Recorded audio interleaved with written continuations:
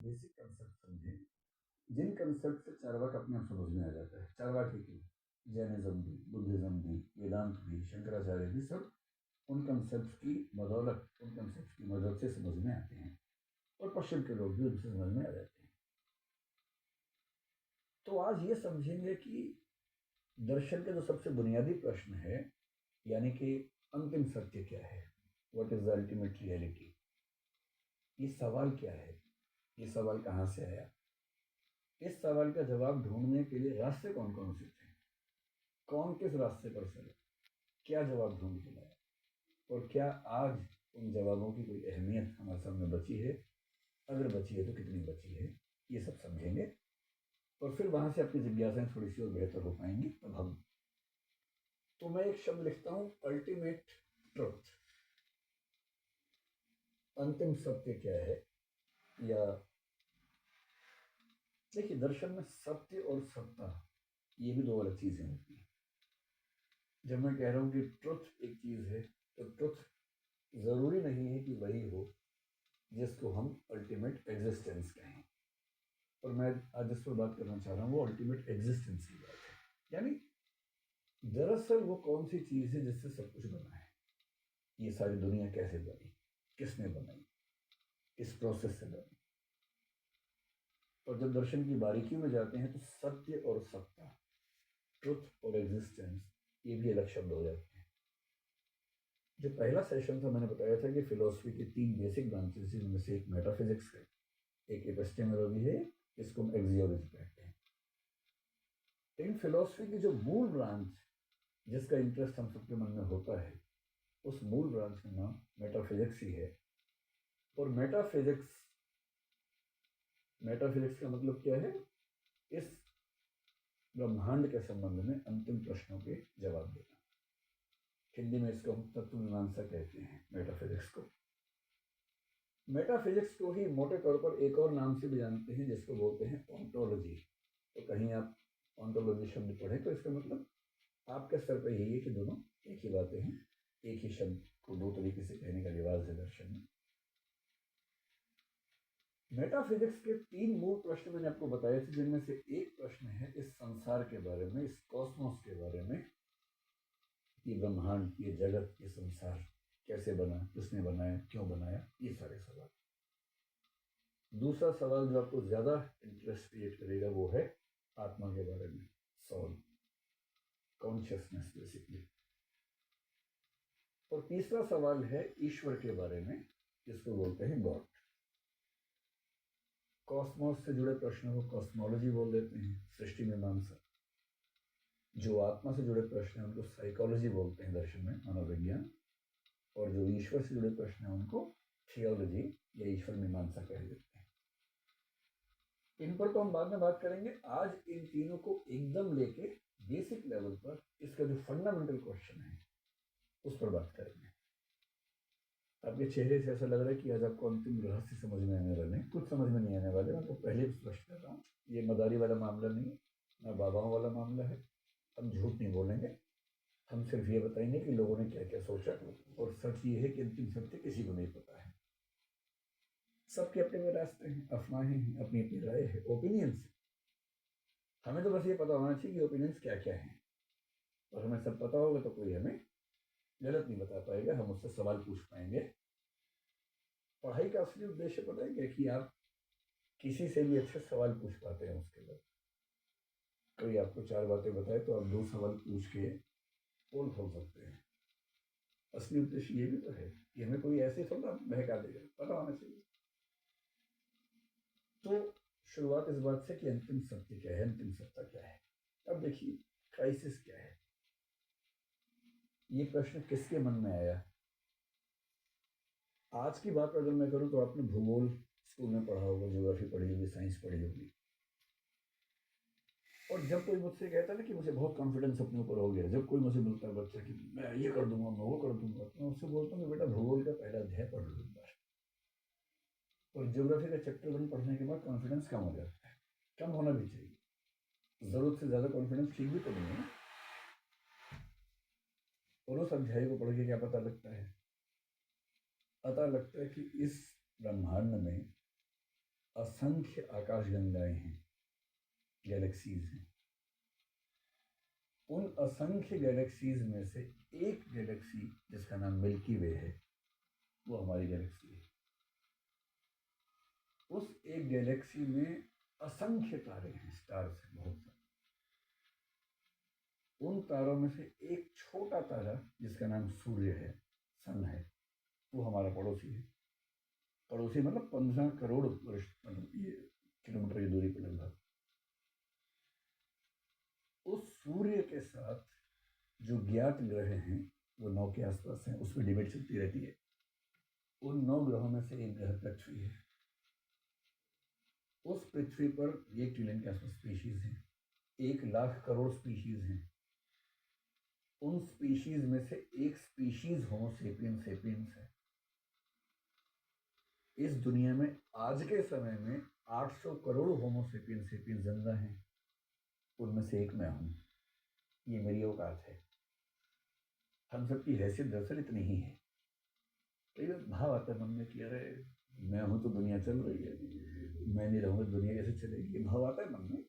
इस उम्र में ज्यादा आता है अपनी उम्र में।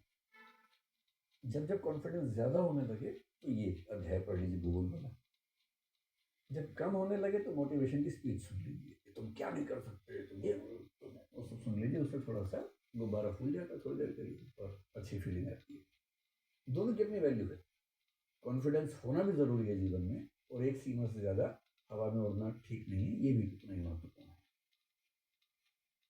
ये तो हम जानते हैं ना, उस समय के मनुष्य को नहीं पता था जब फिलोसफी की शुरुआत हुई। उसको नहीं पता था कि आकाशगंगा क्या होती है। उस बेचारे को क्या पता कि तारे कितने होते हैं। वो तो समझिए कि एक ऐसी दुनिया में किसी को जाके पटक दिया, जैसे अपने वो पीके फिल्म देखी हुई, शायद पीके नाम था ना उस फिल्म का। किसी और ग्रह से कोई व्यक्ति आके गिर गया बेचारा, और वो मीनिंग निकालने की कोशिश कर रहे कि क्या है, मैं कहाँ हूँ। तो आज से 3 लाख साल पहले जब होमो सेपियंस सेपियंस बना, और आज से करीब 70-72 हजार साल पहले जब उसके अंदर सोचने की क्षमताएं विकसित हुई, जिसको कॉग्निटिव रिवॉल्यूशन कहते हैं। अब वो एक प्राणी, निहत्था सा प्राणी है इस संसार में। सोचने की क्षमता उसके पास है, लॉजिक है, रीजनिंग है उसके पास। और वो देख रहे कि सूर्य है, चंद्रमा है, पहाड़ हैं, नदियां हैं, बरसात आती है, पशु पक्षी हैं, कई पशु आते हैं, हमला करते हैं। धीरे धीरे बनता हुआ समाज है। धीरे धीरे भाषा बनाने के प्रयास चल रहे हैं। पहली बार राज्य बनाने का प्रयास चल रहा है जिसमें एक व्यक्ति शासन करेगा। इस पूरे स्ट्रक्चर को, इस पूरे संसार को समझने की कोशिश ये व्यक्ति कर रहा है। ये साइंटिस्ट नहीं है, क्योंकि साइंस का कंसेप्ट ही नहीं। ये धार्मिक व्यक्ति भी नहीं, क्योंकि उस समय धर्म भी नहीं आया। एक बेसिक बुनियादी दिमाग लेके समझना चाह रहा है इस रहस्य को कि मैं कहाँ पटक दिया गया, मैं किस दुनिया में, कैसे समझूं कि ये दुनिया क्या है, कैसे बनी, और मेरी इसमें क्या स्थिति है।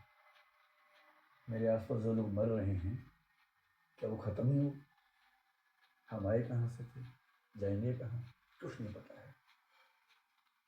अब ऐसे में लोग क्या करेंगे, सोचेंगे, जिज्ञासा से भर जाते हैं। जिज्ञासा से भरे हुए इस व्यक्ति के पास इनपुट बहुत कम है।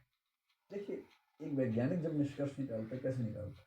उसके पास लॉजिक है, रीजनिंग है, प्रोसेसिंग है, लेकिन इनपुट भी तो है बहुत सारा। रिसर्च करता है, एक्सपेरिमेंट्स करता है, उन एक्सपेरिमेंट्स के रिजल्ट्स के बेस पर उनकी प्रोसेसिंग करके सही फैसले निकालता है, सही निष्कर्ष निकालता है। इसलिए फिलोसफी में कहते हैं कि जो चिंतक है वो 2 तरह का हो सकता है, या तो होगा मधुमक्खी जैसा, या होगा मकड़ी जैसा। और ये मधुमक्खी और मकड़ी का जो मामला है, स्पाइडर जो है, मकड़ी, और मधुमक्खी को आप हनी भी अगर कहें, ये 2 कंसेप्ट क्यों आते हैं फिलोसफी में या साइंस में भी आते हैं? एक अच्छा वैज्ञानिक होता है मधुमक्खी जैसा, इसलिए वैज्ञानिकों का आदर्श है मधुमक्खी होना। काटने के लिए नहीं, मतलब मधुमक्खी होने का दूसरा मतलब है यहाँ पर। मधुमक्खी कैसे काम करती है? वो इस फूल पे जाके, इस पे जाके, इस पे जाके, इन सब फूल पे जाके उन सबसे परा के कण लेके आती है और फिर उन सबकी प्रोसेसिंग खुद करती है और प्रोसेसिंग करने के बाद क्या बना देती है? हनी बना देती है, शहद बना देती है। यानी वो प्रोसेसिंग खुद करेगी, लेकिन प्रोसेसिंग जिस चीज़ पे करेगी वो इनपुट्स बाहर से लेके आएगी, यहाँ से लाएगी, यहाँ से लाएगी, यहाँ से लाएगी, रियल इनपुट्स होंगे। और इन इनपुट्स की प्रोसेसिंग अपनी उन क्षमताओं से, जो क्षमताएं ईश्वर ने प्रकृति ने उसको दी हैं, उनसे प्रोसेसिंग करेगी और तब जो निचोड़ निकलेगा उसको हम शहद कहते हैं। ज्ञान की दुनिया में इसको निष्कर्ष मान लीजिए, जजमेंट मान लीजिए। और मधुमक्खी बन सके इसके लिए इनपुट बाहर से मिलना जरूरी है। अगर इनपुट ही ना हो तब क्या करें, या कम हो तब क्या करें? तो मकड़ी बनना पड़ता है। और मकड़ी की खास बात यह है कि मकड़ी जो जाला बनाती है, उस जाला बनाने में प्रोसेसिंग भी वो करती है और उस जाला बनाने का जो कच्चा माल है वो भी अपने अंदर से ही निकालती है। यानी कॉजेशन की दुनिया में, कारणता की दुनिया में, तकनीकी शब्द हैं, आप परेशान होंगे, बस ये समझें कि कच्चा माल निकालने से लेकर उसकी प्रोसेसिंग तक का सारा काम मकड़ी खुद ही करती है। फिलोसफी में इसको बोलते हैं कि वो मटेरियल कॉज भी खुद है, उपादान कारण भी खुद है, और एफिशिएंट कॉज यानी निमित्त कारण भी खुद ही है, दोनों खुद हैं। इसलिए जब तक हमारे पास बहुत सारे इनपुट्स ना हो, बहुत सारे तथ्य ना हो, हम मकड़ी बन के काम करते हैं। और अधिकांश दार्शनिक मकड़ी के रास्ते पर चलते हैं। वो अपने अंदर से कल्पनाएं करते हैं, उन कल्पनाओं को अपनी रीजनिंग पावर से जस्टिफाई करते हैं, प्रोसेसिंग करते हैं, डाउट्स निकालते हैं, ठीक करते हैं। और यही कारण है कि अलग अलग दार्शनिक एक ही चीज़ की व्याख्या एकदम अलग अलग करते हैं, और हर व्याख्या लॉजिकली ठीक लगती है क्योंकि उन्होंने अपने दिमाग से सारी बातें सोची हैं। और साइंटिस्ट क्या करता है? रिसर्च करता है, रिसर्च करने के बाद निष्कर्ष निकालता है। विज्ञान का भी अंतिम प्रश्न है कि ब्रह्मांड कैसे बना। दर्शन का भी आखिरी प्रश्न है कि ब्रह्मांड कैसे बना। धर्मों को भी इसमें रुचि है कि ब्रह्मांड कैसे बना। अंतर उनके रास्ते का है, अंतर उसके मेथड का है।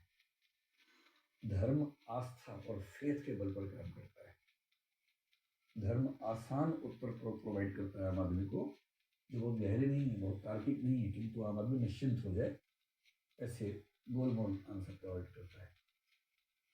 दर्शन तार्किक उत्तर देता है मकड़ी के तरीके से, और विज्ञान अनुभविक एम्पायरिकल एविडेंसेस इकट्ठे करने के बाद तब जजमेंट निकालता है और विनम्रता से मानता है कि कल को मैं गलत साबित हो सकता हूँ। जैसे कोई नया एक्सपेरिमेंट मुझे गलत साबित करेगा, मैं गलत हो जाऊंगा। भाई आइंस्टीन ने इतने महान महान प्रयोग किए, उनको 1921 में नोबेल प्राइज मिला, फोटॉन्स और उन्होंने जो काम किया उसके लिए। वही आइंस्टीन अपने समय में ही गलत साबित होने शुरू हो गए थे। आइंस्टीन के समय में क्वांटम फिजिक्स का जब एक प्रयोग हुआ, डबल स्लिट एक्सपेरिमेंट उसको बोलते हैं, और कुछ और प्रयोग हुए आइंस्टीन के समय में। एक प्रयोग हुआ जिसको क्वांटम एंटेंगलमेंट आज के लिए कंसेप्ट है, जिस पर 2022 में नोबेल प्राइज मिला फिजिक्स का, आइंस्टीन के समय में आया। और आइंस्टीन ने दो और वैज्ञानिकों के साथ मिलकर एक ईपीआर पैराडॉक्स का जिक्र किया और कहा कि क्वांटम फिजिक्स के नियम गलत हैं क्योंकि ये फिजिक्स के बुनियादी नियम के खिलाफ है। खारिज कर दिया। और आइंस्टीन की मौत के बाद 1960 के दशक में एक प्रयोग हुआ, बेल एक्सपेरिमेंट कहते हैं। 1972 में, फिर 1980